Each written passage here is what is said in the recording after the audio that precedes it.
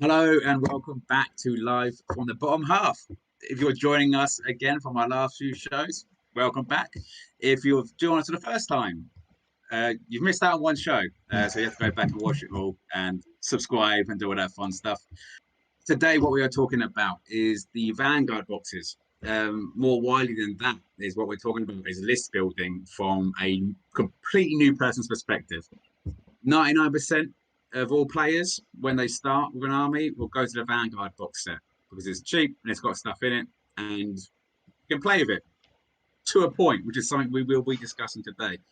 But that's where I would spend my That's what money I first on suggest. Shaman's to make sure everyone's pumping it up. Then a Sludge Raker. Well, yeah, shall we Yeah. move on then? Yes, absolutely, because we're going from the dirty swamps to the, I think, Sex Palaces of Slaanesh. Oh, yes. It's not always. But Actually, if you're into I'm just going to swamps, say here, guys, before we go into this one, Slaanesh is not always about sex. It's about hedonism, no. about excess, okay? So it's not all about naked bodies. But yeah, No, carry it's just on. that everything I like, I try to have sex with, so I just see that inspiration. There you go. There's a visual for your Twitch. Yeah. Can you be demonetized before you get any monetizing? Slaanesh, Chaos, love it. Vanguard Box, again, 85 point. And 630 is pretty mid-table as points value goes on that. Now we have a battle slate coming up in the near future, which might adjust this around. But you have a fair amount in here, which to my mind's eye looks quite good. But I'm not the expert here. So we have a Shard Speaker Slaanesh, 11 Bliss Barb Archers, 5 Seekers that can be either built as Slick Blades, looking like Roman guys with big glaives, or Bliss Barbs, Roman guys with bows and arrows. The visuals, I'm sure, helping someone. And 3 Slangors, who this must, to me, hits me as we have lots of Slangors in the warehouse. No one seems to like sex cows. Yep. Oh, sorry, hedonistic cows. What do we do with these? But we do have a Slaanesh player with us. And he sat, well, on my screen above me. I think that side, if I get my bearing correct. So, Paul. Yeah, so this what we're looking at. Yeah, this Vanguard box is it's a good one. Let's just go through some of the rules initially. So we'll start with the Shard Speaker of Slaanesh. He's the mortal wizard that you can opt for in the Slaanesh Battle Tome. He has a great ability where if he successfully casts a spell, he gains a new attack profile and a 4-up ward. So this can be any spell he does, but he gets that. Now, the great thing about this is he's a normal standard wizard with a staff, so he has, I think, it's like 2 attacks, I think it is on standard. But when he successfully casts, he then gets the Cloak of Claws. Misty Claws or something like that, and that's then 5 attacks, 3 threes, -1 for 2 damage. So then he's getting up to 7 attacks. And then once per turn in the shooting phase, he can also pick an enemy unit within 9 inches, and on a 4+, he can subtract 1 from the save rolls. And then his spell as well is always pretty good too. He is a good option in a book that has other spellcasters, but he's one more of the cheaper options from a points value. So certainly a good model to have in the Vanguard box. Then, like I said, Bliss Barb Archers, they are kind of almost once again piecemeal for Slaanesh in the current iteration of them. Not that I'm not really up for the whole Slaanesh should be shooty kind of quota line on this one. But with Slaanesh Archers, they can be good. You get 21 shots out of a unit of 11 of them, and they can run and shoot. In the same turn, and they got an 18-inch range. And you can buff them. You can use them and get them in. And when you do actually have 3-4 units of Bliss Barb Archers, their damage can build up, so they are a good option at this time. Slick Blade Seekers, I always get the name wrong. I want to say Slick Back, but Slick Blade. Slick Blade Seekers are a great option, and once again, fantastic to be in the Vanguard. They're fast, they're mobile, and they can do damage. Plus, they're 20 wounds as a standard unit of 5 on a 4-up or even a 3-up. I think maybe 4-up save. And then they add 1 to attacks if the unit is attacking has 3 or less wounds, which quite often, if you send them into chaff, quite doable.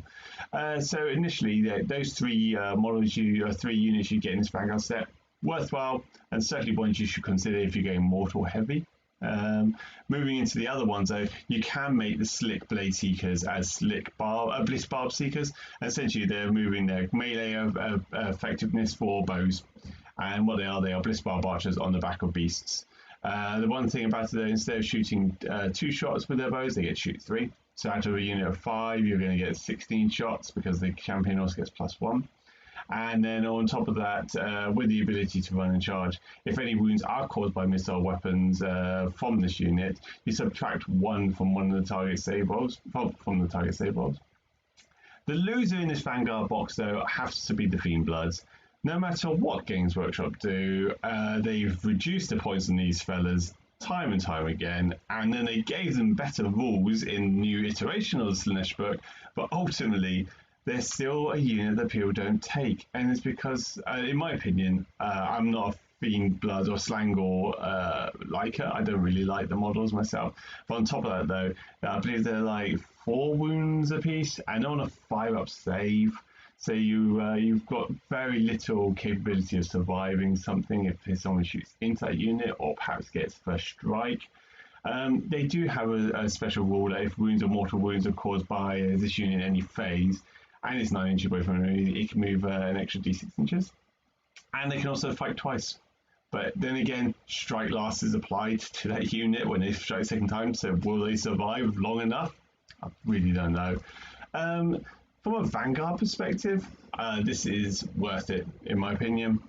You get a lot for it, and you can use the Fiendbloods, but it's a great starter set.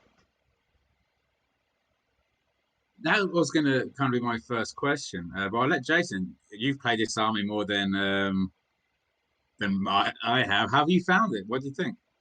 Old rules, it's a good selection. New rules, what I have seen of them and what I have played, it's still a nice selection. The Fiendbloods, I've actually fought them and they've been pretty good in combat. Really?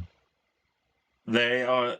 You don't expect much of them, but then they do a lot of attacks. Mm-hmm. A lot of attacks. Okay, you've got to buff them up properly as well to make them viable a bit more. So their normal attacks are 4 attacks, 4s and 3s, -1 for 2. 5 attacks, 4s, 3s, -1 for 2. And 3 models in the unit means you're getting fair old number of attacks through. You only get 1 or 2 of those through, and that's multiple, 4, 6, 8 wounds. They do damage, but, like you say, they go down quite quickly. They're 3 wounds a model as well, so it's 9 wounds on a 5-up save. Okay. So they can be taken down with a breeze, pretty much. I don't want to be horrible, but yeah. For my part, when I was checking out some Slaanesh lists, I was looking at, if you're buying 2 boxes, you're going to get 6 Fiendbloods. And I was looking at invaders, where you can give them +1 attack, and it's just as a depravity creator, basically. So you run them in, you get as much depravity as possible in one go, because, well, that's going to be a whole bunch of attacks, and which is great. Get the depravity up, fight twice if you survive that long. There's stuff you can do to do that. The weakness I found in it is that it has no utility. If you gave them run and charge, that'd be fantastic, because you could just run them into combat, kill a bunch of stuff. Demonettes get that, and that's why Demonettes are better, because even though they have less output, even though they're all buffed up, they can get there. And that, for me, was like, they are the loser of the book. And also, I'm with you, the models are just, I just don't know what they... Me. I don't like the cow theme idea, particularly when it comes to Slaanesh. Slaanesh is meant to be elegant and smooth. Okay, it can be with the other side, like Glutos and everything, excessive and like overweight and everything. But these guys, they just don't do it for me. They really don't. Yeah. I think if you look at like all mortals and elves, and everything they're doing is stuff that is indicative of that culture, of the culture. So elves are very about perfection, like make sure everything's clean and crisp. So when Slaanesh comes along, it's still that stuff that's taken too far. I can't believe any beastman gets off by putting on tights. Right? that don't work. Like, that's going to be something different. Like, that's not what their culture is. So when I see this compared to like the Bull Gores, it's like, what happened here? Like, this is the law makes no. The law for them is around. I'm getting into something here. Is around that they hate themselves. They fight for stuff. They love it. So I've got stuff now, and then they hate themselves again, and they go fight. They get more stuff, and they're like, "Oh my god, I'm meant to be a beastman." And that ain't represented in these models. And I think that's a quite shame because I'm with you. I was like, that's not how I'll get off. No, I don't know that for a fact, but I grew up in East Anglia. Maybe I do know that. But for the rest of the box, so essentially here we have you're starting off with Seekers, a good cast, and Bliss Barbs. Where do you go next? So after this, then once again, you need to invest in a couple more heroes, and ultimately, this is when you then determine if you want to go mortal heavy or if you're going to invest in some demons. At the moment, Slaanesh is actually in a really good place. And even with the points increases they have, and I expect they'll probably get some more in the next Battle Score update, they're still in a place where they are very versatile, being either mortal heavy or mixture. So I would certainly suggest getting some heroes in there. And unfortunately, I can't believe I'm going to say this. Invest in some more Blissbob archers at the moment because that's apparently the way that we do it. And then consider looking at some melee units. They have some Painbringers, which are a great option to kind of hold up the enemy. And then perhaps if you're really into it, for myself personally, I like the idea of the chariots. They can go around and cause some devastation when they need to. So that'll be my next port of call, is just extending on the battle line units, getting a few heroes in, and then actually choosing from a large range of options to be to what you want your army to look like. What particular heroes would you say are the ones? Because they've got a really good selection of them. Yeah. But they all do very different things. There's not like a Slaanesh hero like in the Fire Slayers. The buffs are similar-ish. But for Slaanesh, there's a range there. No. So, to be honest, it depends on how you want to play. For myself, I would always suggest Sigvold. He's a great option, but he's not as good as he was in the last situation. Like, Sigvold really stood out in the last book. And in this one, he's kind of almost overshadowed by other heroes, but he's still a good choice for his points. The one that I'm trying to remember for the life of me is a hero... who I can't remember what his name is. He's a demon model though, and he has the capability of actually teleporting, and he can actually reset up 3 inches away from an enemy as opposed to the mask. The mask, that's it. Thank you. Yeah, the mask.